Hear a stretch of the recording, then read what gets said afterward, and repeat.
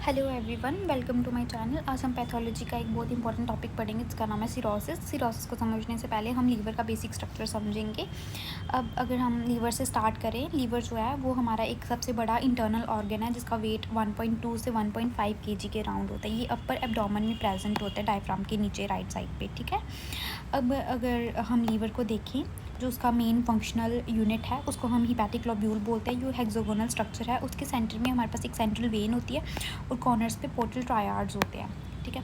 Portal ट्रायाड्स के जो component है उसमें हमारे पास बाइल डक्ट है, हिपैटिक आर्टरी और पोर्टल वेन है। जो बाइल डक्ट है वो बाइल को मतलब उसमें बाइल जाएगा। जो हिपैटिक आर्टरी है उसमें हमारे पास जो है वो ऑक्सीजनस ब्लड आता है और पोर्टल वेन में हमारे पास इंटेस्टाइन से न्यूट्रिएंट्स वाला ब्लड आता है। ठीक है। दोनों जो है ब्लड है वो मिक्स होते हैं कहाँ पे, साइनोसॉइड्स में, जो कि हमारे पास ब्लड वेसल्स हैं, या फिर बोलेंगे ब्लड चैनल्स हैं। ठीक है। जो इन दोनों ब्लड्स को लेके कहाँ जाएंगे, ऑक्सीजन वाला और न्यूट्रिएंट्स वाला ब्लड को सेंट्रल वेन तक लेके जाएंगी और हिपैटोसाइट्स को देंगी, और हिपैटोसाइट यहाँ से ही ऑक्सीजन और न्यूट्रिएंट्स को डिराइव करेंगे। ठीक है। अब अगर हम देखें, जो लीवर है वो बेसिकली हमारी मैक्सिमम मेटाबॉलिक फंक्शंस परफॉर्म करता है, जैसे कि प्रोटीन सिंथेसिस करना, एल्बुमिन को सिंथेसाइज करना, प्रोटीन फैक्टर्स को सिंथेसाइज करना, बाइल प्रोडक्शन करना, डिटॉक्सिफिकेशन करना ड्रग्स की, fat metabolism, protein metabolism, vitamin और ग्लाइकोजन को स्टोर करना, ये सारे जो काम है ये लीवर करता है। अब जो हिपैटिक लोब्यूल हमने देखा जिसके राउंड सेंट्रल, जिसके बीच में सेंट्रल वेन है और कॉर्नर्स पे पोर्टल ट्रायड है, इनके बीच में जो हमारे पास ये जो सेल्स हैं ये हिपैटोसाइट्स बोलते हैं इनको।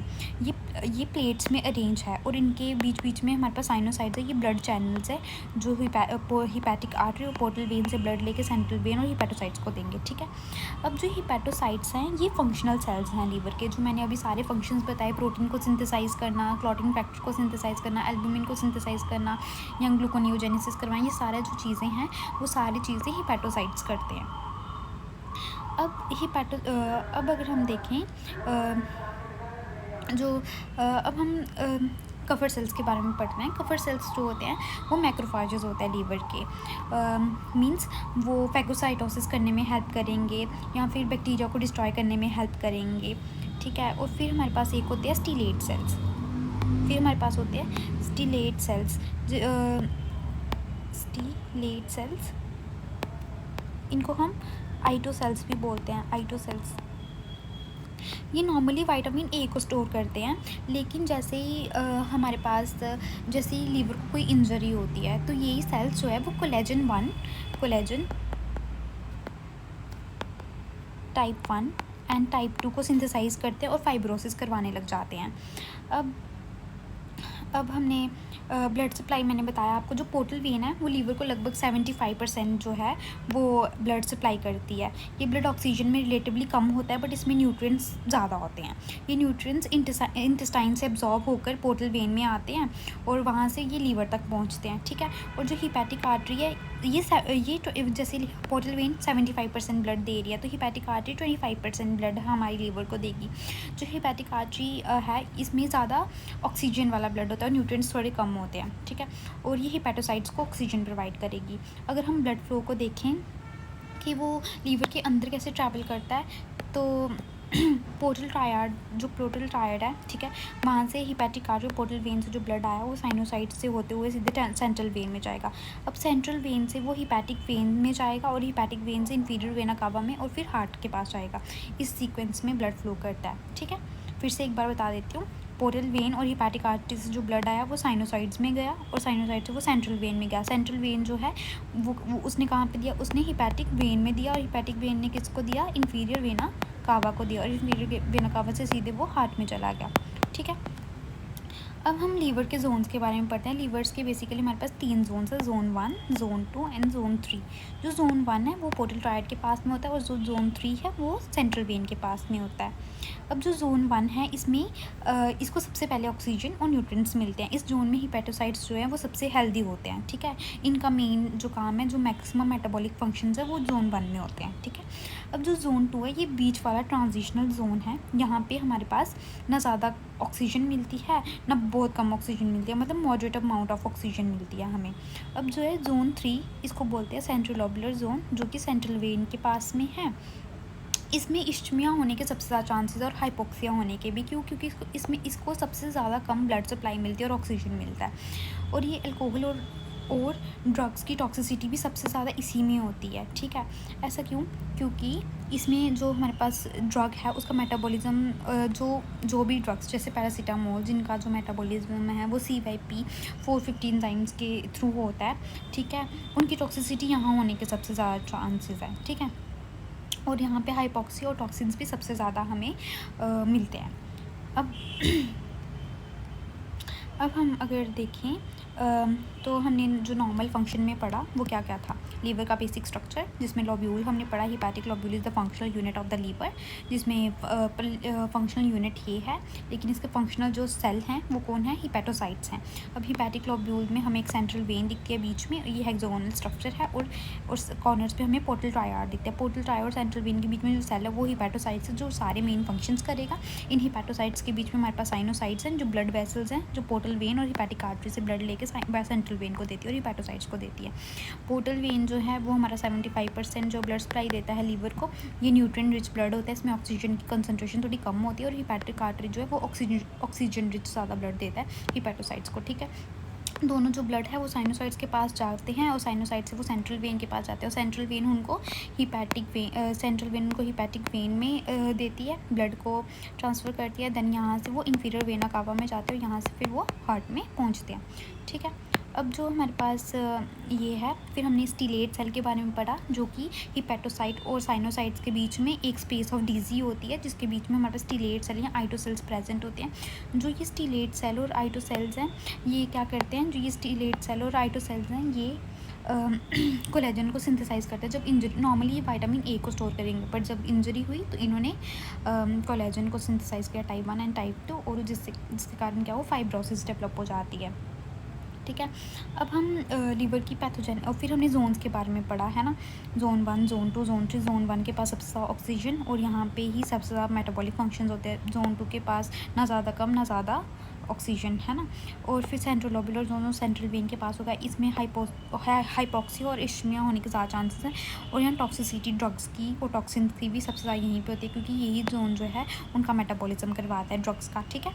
अच्छा, फिर हम पढ़ेंगे अब सीधे सिरोसिस के बारे में।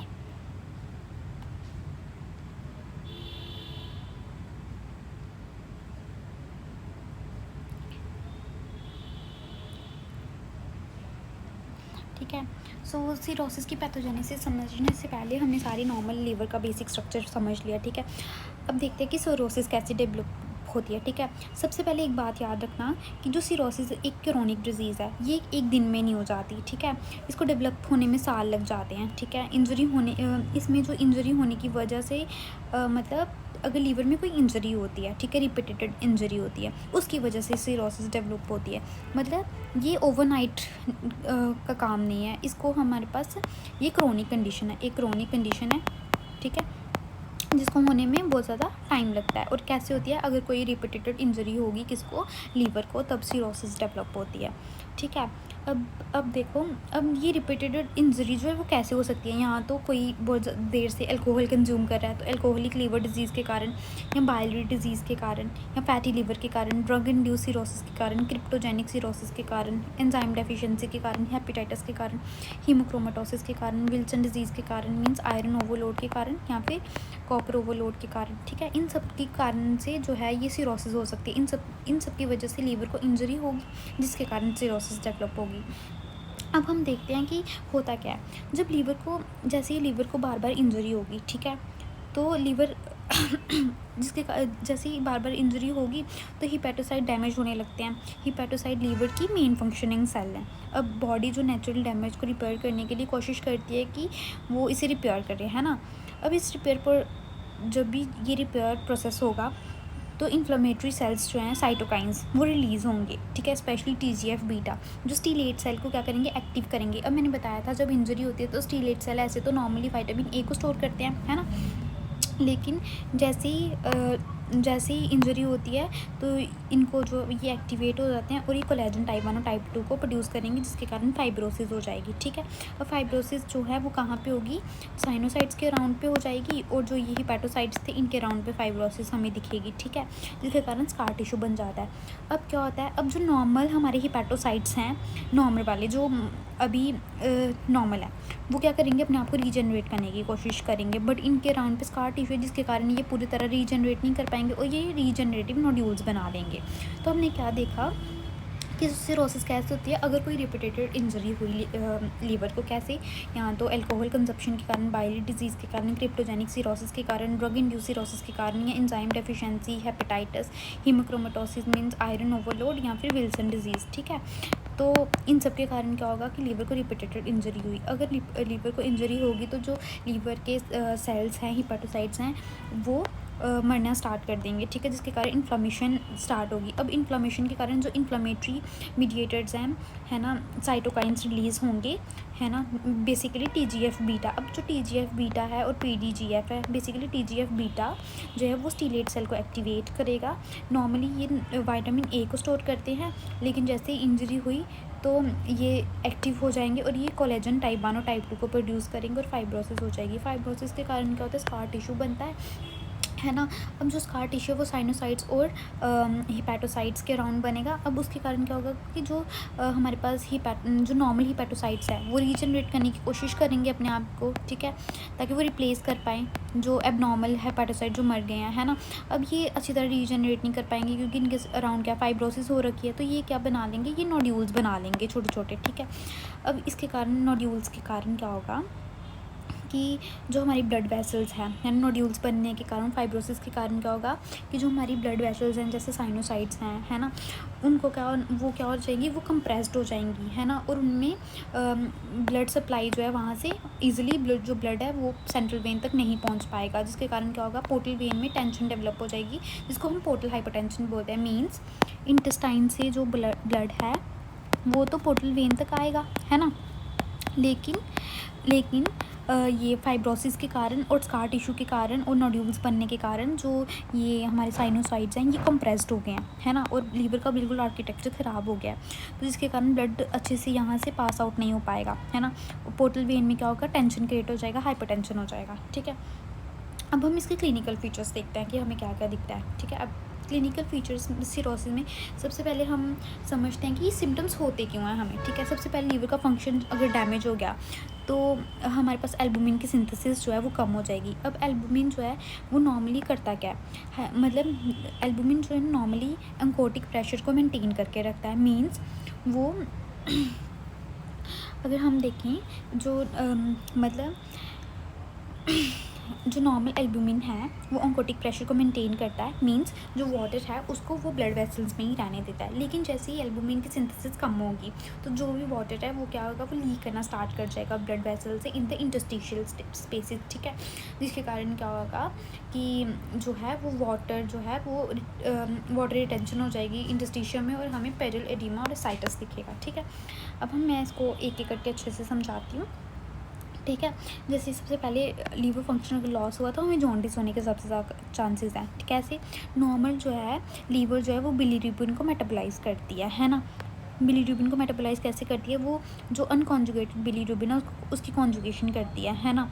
तो तो अगर लीवर का फंक्शन जो है वो लॉस हो गया है तो ईजिली वो जो है वो बिलीरुबिन कॉन्जुगेट नहीं हो पाएगा, इंक्रीज़ इन बिलीरुबिन हो जाएगा ब्लड में। ठीक है, तो अगर ब्लड में बिलीरुबिन एक्युमुलेट होने लग जाएगा तो पेशेंट को जॉन्डिस डेवलप हो जाएगा। ठीक है, पहली बात। ठीक है, सेकेंड हम पोर्टल हाइपरटेंशन पढ़ते हैं। पोर्टल हाइपरटेंशन में क्या होता है कि जो फाइब्रोसिस और रीजनरेटिव नोड्यूल्स थे, ठीक है, उन्होंने क्या किया, कंजेशन कर दी। किसकी, उन्होंने कंजेशन कर दी ब्लड साइनोसाइड्स की और पोर्टल वेन की, जिसकी वजह से पोर्टल वेन की ब्रांचेस और साइनोसाइड्स की कंप्रेशन कर दी। ठीक है, कंप्रेशन की वजह से जो ब्लड है वो लीवर से पास ही नहीं हो पाएगा, उसमें बहुत ज़्यादा डिफ़िकल्टी होगी, तो मतलब रेजिस्टेंस डेवलप हो गई, जिसके कारण क्या होता है, पोर्टल वेन में जो प्रेशर है वो इंक्रीज़ हो जाता है। ठीक है, और इसी कंडीशन से हमें पोर्टल हाइपरटेंशन हो जाएगा। ठीक है, तो हमने पोर्टल हाइपरटेंशन पढ़ा कैसे, increase in resistance to the portal blood flow. ठीक है, जिसके कारण क्या होता है, अब एसाइटिस सबसे पहले पढ़ते हैं। ठीक है, एसाइटिस कैसे होता है, एसाइटिस क्या होगा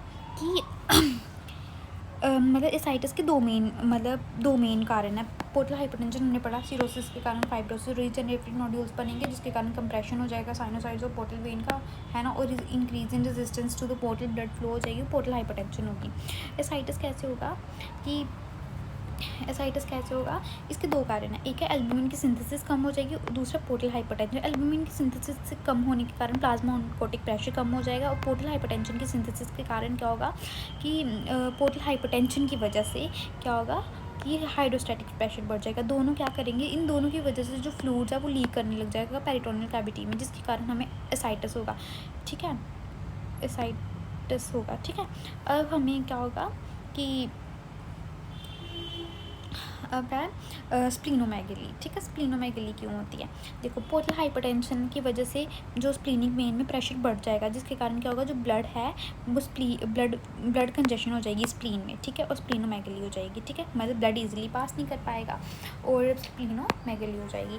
दूसरा हम पढ़ेंगे स्पाइडर एंजियोमा वगैरह के बारे में। उसमें होता क्या है कि सिरोसिस के कारण क्या होगा, जैसे कि जो लीवर है वो मेटाबॉलिज्म करता है अमोनिया का, एस्ट्रोजन का, ठीक है, उनका ब्रेक डाउन करता है। अब अगर लीवर का फंक्शन लॉस हुआ तो वो एस्ट्रोजन का मेटाबॉलिज्म डिक्रीज हो जाएगा, जिसके कारण एस्ट्रोजन के लेवल्स बढ़ जाएंगे।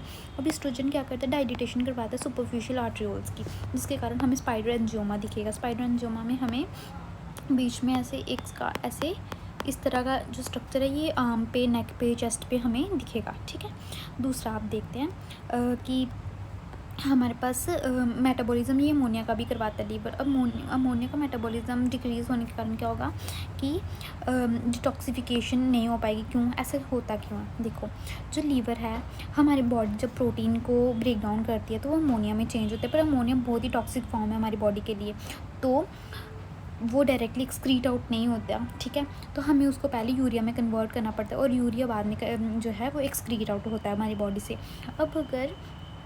अब जब अमोनिया मतलब आएगा, अमोनिया हमारे लीवर के पास आएगा, वहाँ पे क्या है, रेजिस्टेंस है ब्लड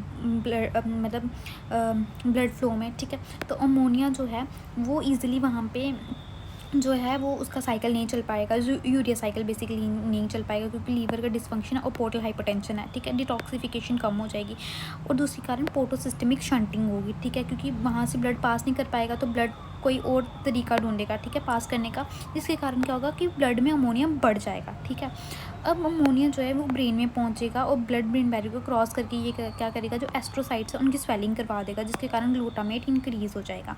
अब जो ग्लूटामेट इंक्रीज़ होने के कारण क्या होगा, ओवर एक्टिव ब्रेन हो जाएगा, सेरिब्रल डिसफंक्शन जैसे कोमा, कन्फ्यूजन, हेलुसिनेशंस ये सब दिखेगा और इसको हिपैटिक एन्सेफेलोपैथी बोलते हैं। ठीक है, अब हमारे पास होता है पैडल एडिमा। पैडल एडिमा क्यों होता है, सिरोसिस के कारण एल्बुमिन की सिंथेसिस कम हो जाती है, जिसके कारण हाइपो एल्बुमिनीमिया हो जाएगा, एल्बुमिन ब्लड में कम हो गया, जिसके कारण प्लाज्मा ऑन्कोटिक प्रेशर कम हो जाता है और जो फ्लूइड है वो टिश्यूज़ में मूव करने लगता है, जिसके कारण हमें पैडल एडिमा देखने को मिलता है।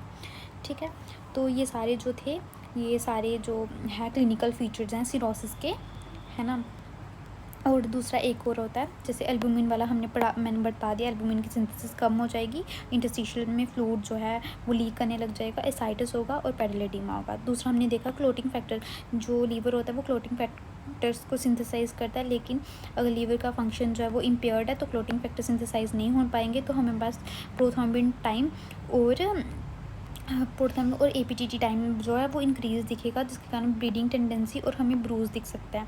अब जॉन्डिस दिख सकता है, कैसे, अगर बिलीरुबिन को कॉन्जुगेशन करता है लीवर, अगर लीवर के फंक्शन में कोई भी लॉस है तो वो कॉन्जुगेशन नहीं कर पाएगा, इंक्रीज़ इन बिलीरुबिन हो जाएगा हमारी बॉडी में, जिसके कारण क्या होगा, हमें जॉन्डिस दिखेगा और डार्क यूरिन होगा। ठीक है, डिटॉक्सिफिकेशन, जैसे अमोनिया की डिटॉक्सिफिकेशन ये नहीं कर पाया क्योंकि पोर्टल हाइपरटेंशन थी और साथ में इसका फंक्शन खुद भी इम्पेयर्ड था, तो यूरिया साइकिल नहीं चला, अमोनिया बढ़ गया और वो हमारे ब्रेन में जाके उसने एस्ट्रोसाइट्स को स्वेलिंग करवा दी, जिसके कारण क्या हुआ कि स्वेलिंग से वो ग्लूटामेट इंक्रीज़ हो गया और हमें कन्फ्यूजन, डिजीनेस, हेलुसिनेशन, इसको बोलते हैं हिपैटिक एन्सेफेलोपैथी। ठीक है, फिर उसके बाद है बाकी जो विटामिन्स, न्यूट्रिएंट्स, कार्बोहाइड्रेट, फैट, इन सब का मेटाबॉलिज्म भी इम्पेयर्ड हो जाएगा। ठीक है, अच्छा उसके बाद हमें क्या दिखेगा कि पोर्टल हाइपरटेंशन क्यों दिखी, क्योंकि इसका लीवर का आर्किटेक्चर बिल्कुल ख़राब हो गया, नोड्यूल्स और फाइब्रोसिस के कारण कंजेशन हो गई ब्लड वेसल्स की, जिसके कारण क्या हुआ कि पोर्टल वेन में प्रेशर बढ़ गया, पोर्टल वेन जो है वो पोर्टल वेन का जो ये है प्रेशर बढ़ने, पोर्टल मतलब प्रेशर बढ़ने के कारण हाइपरटेंशन होगी। अब जो ये प्रेशर है ये स्प्लीनिक वेन में भी इंक्रीज़ करेगा, जिसके कारण क्या होगा, जो ब्लड कंजेशन हो जाएगी स्प्लीन में और स्प्लीनोमेगाली दिखेगी हमें, ठीक है। अब हमें पोर्टल हाइपरटेंशन के कारण हमें पोर्टोसिस्टमिक कोलेट्रल्स दिखेंगे, जिसमें हमें इसोफेजियल वेरिसेस और गैस्ट्रिक वेरिसेस दिखेगा, ठीक है। और इंक्रीज प्रेशर के कारण हमें स्प्लैनिक सर्कुलेशन दिखेगी, जिसमें हमें हेमोरॉइड्स दिख सकते हैं, डायलिटेशन वेन्स इन एब्डोमिनल वॉल, ठीक है। अब हार्मोन इम्बैलेंस हमने पढ़ा, एस्ट्रोजन का इम्बैलेंस होने के कारण हमें ये दिखता है, स्पाइडर एंजियोमा दिखता है। पाल्मोनरी रिदमिया भी हमें इसलिए दिखता है क्योंकि जो सुपरफिशियल वेन्स है उनका डायलिटेशन हो गया है एस्ट्रोजन ज़्यादा होने के कारण, क्योंकि उसका मेटाबॉलिज्म नहीं हो पा रहा, ठीक है। और गाइनोकोमेस्टिया भी दिखेगा मेल्स में क्योंकि एस्ट्रोजन ज़्यादा हो गया बॉडी में। टेस्टिकुलर एट्रोफी दिखेगी और मेंस्ट्रुअल साइकिल इरेगुलरिटीज़ दिखेगी, ठीक है। अब हमने ये देखा, तो जो सीरोसिस है उसके कारण क्या होता है, लॉस ऑफ लीवर फंक्शन और पोर्टल हाइपरटेंशन दोनों होते हैं, जिसके कारण हमें बड़ी ज़्यादा मतलब सिस्टमिक मैनिफेस्टेशंस हमें दिखेंगी, ठीक है। अब हम पढ़ेंगे माइक्रोनोड्यूलर वर्सेस मैक्रोनोड्यूलर सीरोसिस, ठीक है। तो सीरोसिस हमने पढ़ा है क्रॉनिक डिजीज़ है, एक दिन में नहीं होती, ठीक है। सबसे पहले हम माइक्रोनोड्यूलर सीरोसिस में देखते हैं क्या होता है। यहाँ पे जो हमारे पास नोड्यूल्स है उनका जो साइज़ है वो 3 मिलीमीटर से छोटा हो जाता है, ठीक है। ये ऑलमोस्ट सेम साइज़ का होता है और इनके बीच मतलब थिन फाइब्रस सेप्टा प्रेजेंट होते हैं, ठीक है। ये पैटर्न जो है ना हमें ज़्यादातर एल्कोहलिक लीवर डिजीज़ में दिखता है। अब ये बात करते हैं कि मैक्रोनोड्यूलर सीरोसिस की क्या होता है, ठीक है। मैक्रोनोड्यूलर सीरोसिस में क्या होता है कि जो नोड्यूल्स का साइज़ है वो 3 mm से बड़ा होता है और जो नोड्यूल्स होते हैं ना वो वेरिएबल साइज़ के, जैसे यहाँ पे यूनिफॉर्म साइज़ के सारे नोड्यूल्स और शेप है ना, सबका शेप और साइज़ सेम है, बट यहाँ पे उनका जो साइज़ और शेप है वो वेरिएबल है। अब यहाँ पे जो फाइब्रस सेप्टा है वो थिन है, यहाँ पे थिक होते हैं। यहाँ पे जो लीवर है वो स्मॉल होती है, फर्म होती है, फाइनली ग्रैनुलर होती है, पर यहाँ पे लीवर जो है वो लार्ज होती है और बिकम स्मॉल एंड नोड्यूलर बाद में बन जाती है, ठीक है, लेटर। अब ये कॉमनली हेपेटाइटिस के साथ एसोसिएटेड है, ये अल्कोहल के साथ ही एसोसिएट है। इसमें देखो छोटे छोटे नोड्यूल्स दिख रहे हैं हमें, है ना, पर यहाँ पे कितने बड़े बड़े नोड्यूल्स हैं, ठीक है। और यहाँ पे थिक फाइब्रस सेप्टा है और यहाँ पे थिन फाइब्रस सेप्टा है, ठीक है। ग्रॉसली अगर देखें तो ये लार्ज है, इरेगुलर है, नोड्यूल्स के साइज यहाँ पे स्मॉल है, फाइन ग्रैनुलर साइज़ है, ठीक है। तो ये हमें याद रखना है। और ये बेसिकली किसके साथ रिलेटेड है, अल्कोहल के साथ, अल्कोहलिक लीवर डिजीज़ के साथ, ये वायरल हेपेटाइटिस के साथ, ठीक है। अगर हम इसका कंपैरिजन देखें तो यहाँ से हम कर सकते हैं कि इसमें लेस देन 3 mm के नोड्यूल्स है, इसमें मोर देन 3 mm के, इसमें नोड्यूल्स का साइज यूनिफॉर्म है, इसमें वेरिएबल है, इसमें थिन फाइब्रस सेप्टा है, इसमें थिक फाइब्रस सेप्टा है। ये इसके लीवर का साइज यूजुअली स्मॉल रहता है, इसमें इनिशियली वो लार्ज होता है बट लेटर स्टेज में वो श्रिंक कर जाता है। इसके common cause alcoholic liver disease, इसमें क्रोनिक वायरल हेपेटाइटिस। अब एग्जांपल अल्कोहलिक सिरोसिस और पोस्ट हेपेटिक सिरोसिस, ठीक है। अगर हम देखें अब केस स्टडी हम पढ़ते हैं जिसमें हमें पता चल जाएगा कि हमें समझ आया कि नहीं आया, ठीक है। एक केस स्टडी है, एक 52 ईयर ओल्ड मैन है जो हॉस्पिटल में आता है, प्रोग्रेसिव एब्डोमिनल स्वेलिंग है उसको लास्ट 3 मंथ से, उसको येलो डिस्कलरेशन है उसकी आइज़ में और स्वेलिंग है बोथ लेग्स में, मतलब एडीमा है, ईजिली फटीगेबिलिटी है, लॉस ऑफ एपेटाइट है, ठीक है। और वो अल्कोहल को कंज्यूम कर रहा है पास्ट 20 डेज से। अब उसको जॉन्डिस दिख रहा है, अगर हम एग्जामिनेशन करते हैं तो जॉन्डिस दिख रहा है, स्पाइडर एंजियोमा दिख रहा है, चेस्ट पे पाल्मोनरी रिदमिया दिख रहा है प्रेजेंट है, ठीक है, हाथों पे रेडनेस है और एब्डोमेन जो है वो इस डिस्टेंडेड विद शिफ्टिंग डलनेस, ठीक है। जो स्प्लीन है वो इनलार्ज्ड है, स्प्लीनोमेगाली है, ठीक है। सीरम एल्ब्यूमिन जो है वो लो है, 2.4 ग्राम पर डेसीलीटर है, ठीक है। बिलीरुबिन बढ़ा हुआ दिख रहा है, 5.8 है, ठीक है। फिर मतलब हाई है, उसका AST और ALT जो है वो माइल्डली एलिवेटेड है। अगर अल्ट्रासाउंड देखें तो उसमें हमें स्मॉल श्रंकन नोड्यूलर लीवर दिख रही है, स्प्लीनोमेगली दिख रही है और रेसाइटस भी दिख रहा है। अब क्वेश्चंस क्या क्या आ सकते हैं, what is the most likely diagnosis क्या है ना, what is the most likely cause in the patient. सबसे पहले डायग्नोसिस देखते हैं, क्या डायग्नोसिस बनाई, ऑब्वियसली डायग्नोसिस क्या, सिरोसिस है इंसान को। क्यों है सिरोसिस, क्योंकि हमने अगर सिरोसिस के जो point in favour of the cirrhosis क्या क्या है, ठीक है। सबसे पहले येलो डिस्कलरेशन, जॉन्डिस है, ठीक है, मतलब लीवर की कोई बीमारी है, ठीक है। ईजिली फटीगेबिलिटी है, लॉस ऑफ लीवर, कितने मेटाबॉलिक फंक्शंस करता है, अगर नहीं हो पाएंगे तो फटीगेबिलिटी होगी, ठीक है। अल्कोहल डेली कंजप्शन कर रहा है, ठीक है, तो अल्कोहलिक लीवर सिरोसिस हो सकती है, ठीक है। अब हमारे पास है मतलब जॉन्डिस है उसको, स्पाइडर एंजियोमा से हमें पता चल रहा है कि एस्ट्रोजन का मेटाबॉलिज्म जो था वो नहीं हो पाया है ना, तो जिसके कारण क्या एस्ट्रोजन के लेवल्स बढ़ गए हैं, सुपरफिशियल वेन्स का डायलिटेशन हुआ है, ठीक है। पाल्मोनरी रिदमिया भी उसके कारण ही होता है। अब जो एब्डोमेन है वो भी डिस्टेंडेड है और स्प्लीन भी, मतलब स्प्लीनोमेगली पोर्टल हाइपरटेंशन के कारण होती है, ठीक है। अब देखिए एल्बुमिन का लेवल कम हो गया, मतलब एल्बुमिन की सिंथेसिस डिक्रीज हो गई है और बिलीरुबिन का लेवल भी बढ़ गया, क्योंकि लीवर का कोई तो फंक्शन इम्पेयर्ड है, इसलिए एल्बुमिन की सिंथेसिस नहीं हो पा रही और बिलीरुबिन की कॉन्जुगेशन नहीं हो पा रही। AST और ALT भी जो है एलिवेटेड है, ये कोई भी तो लीवर डिजीज़ होगी। अब लीवर दिख रही है हमें, उसमें नोड्यूलर लीवर दिख रही है ना, अल्ट्रासाउंड करने पे तो न्यूज़ बने हुए दिख रहे हैं।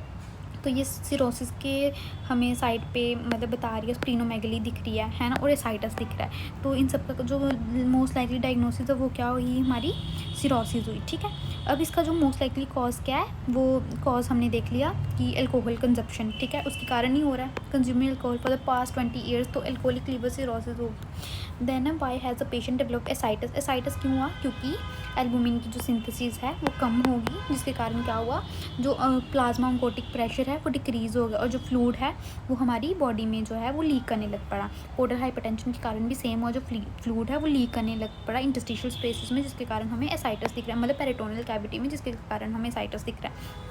अब एल्बुमिन क्यों डिक्रीज़ हुआ, क्योंकि ऑब्वियसली लीवर जो है वो एल्बुमिन को सिंथेसाइज करता है, बट लेकिन उसका जो लॉस ऑफ लीवर फंक्शन है बिकॉज ऑफ द सिरोसिस, जिसके कारण हमें एल्बुमिन का डिक्रीज, एल्बुमिन जो हमें डिक्रीज दिख रहा है, ठीक है। Why are spider angiomas and palmar erythema present, क्योंकि स्पाइडर एंजियोमा इसलिए प्रेजेंट है क्योंकि जो ईस्ट्रोजन का मेटाबॉलिज्म नहीं हो पा रहा है, जिसके कारण ईस्ट्रोजन के लेवल्स बढ़ रहे हैं और हमारी जो वेन्स है वो क्या हो रही हैं, जिसके कारण हमारी जो सुपरफिशियल ब्लड वेसल्स हैं वो डायलिटेशन हो रही है उनकी, ठीक है। तो और हमें रेडनेस और स्पाइडर एंजियोमा दिख रहा है, ठीक है। अब स्प्लीन क्यों लार्ज है, ऑब्वियसली पोर्टल हाइपरटेंशन के कारण क्या हुआ, जो स्प्लीनिक वेन है उसमें भी क्या हुआ, उसका भी जो उसमें भी कंजेशन होगी, ठीक है। ब्लड वेसल मतलब उसमें भी जो है ब्लड मतलब हाइपरटेंशन होगी, जिसके कारण क्या हुआ, हमारे स्प्लीन है, स्प्लीन में ब्लड वेसल की कंजेशन के कारण स्प्लीनोमेगली दिख रही है, ठीक है। Complication can develop if portal hypertension worse हो गई, तो क्या क्या हेमोरॉइड्स दिख सकते हैं, है ना, एसाइटस दिख रहा है हमें, या फिर इसोफेजियल वेरिसिस दिख सकती है, ठीक है, क्योंकि पोर्टो सिस्टमिक शंटिंग होने लग जाएगी। ओके, तो हमने क्या क्या पढ़ा, डायग्नोसिस, सिरोसिस है लीवर में, क्रॉनिक अल्कोहलिक कंजप्शन के कारण हुआ, एसाइटस क्यों होता है, क्योंकि पोर्टल हाइपरटेंशन हाइपोएल्बुमिनिया के कारण होता है। लो एल्बुमिन क्यों है, क्योंकि डैमेज हिपैटोसाइट्स हैं और cannot synthesise enough albumin, है ना। अच्छा, हमें क्वेश्चन क्यों इसमें INR प्रोलॉन्ग्ड क्यों है, INR इसलिए प्रोलॉन्ग्ड है क्योंकि वहाँ पे क्लोटिंग फैक्टर्स जो हैं वो लीवर जो है वो क्लोटिंग फैक्टर को सिंथेसाइज कर पाती है ना, करती है, तो वो उनको सिंथेसाइज नहीं कर पाएगी, इसलिए हमारे पास जो INR है वो हमें इंक्रीज दिखेगा, ठीक है।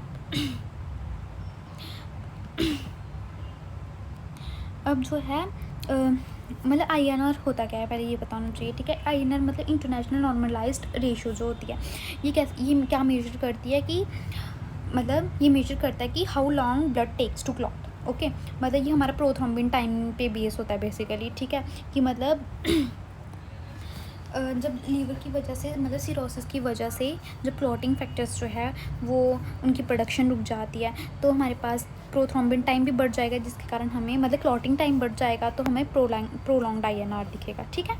अच्छा, अब दूसरी बात, स्प्लीनोमेगली क्यों हुई, क्योंकि due to portal hypertension causing congestion of the spleen की कंजेशन होगी, है ना। अब कॉम्प्लिकेशन क्या होगी, इसोफेजियल वेरिसिस हो सकती है, ब्लीडिंग हो सकती है, हिपैटिक इंसेफेलोपैथी हमने पढ़ी थी।